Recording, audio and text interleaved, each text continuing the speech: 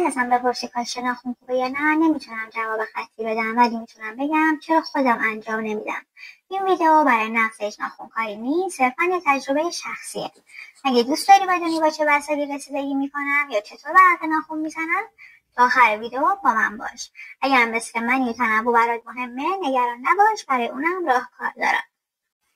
من سالها کاشته ناخن انجام میدادم، واقعا برام لذت بخش بود.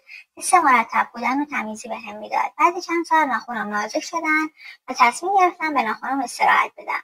شروع کردم به مراقبت خونگی، رو انتراپی، چند تا وسیله ساده خریدم، شروع کردم و خودم انجام دادم. الان ناخنام سالمترن، طبیعی‌ترن و هر بار که برق ناخن میزنم انگار دارم به خودم میگم تو کافی همینجوری که هستی. اول از سوهان فلزی استفاده میکنم تا طول و فرم کلی ناخن رو مشخص کنم.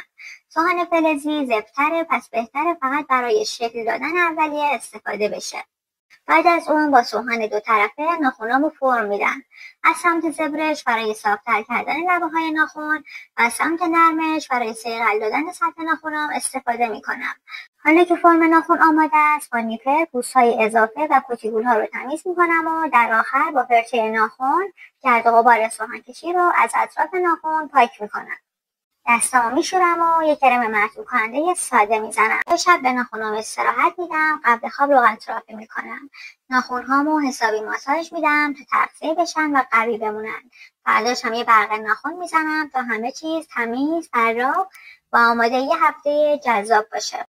اگه هم دلت تنوع خواست میتونی کلی از این برچسبای کیوت و بامزه بگیری، یا تهش دیگه خیلی دلت ناخن بلند خواست میتونی ناخن مصنوعی استفاده کنی.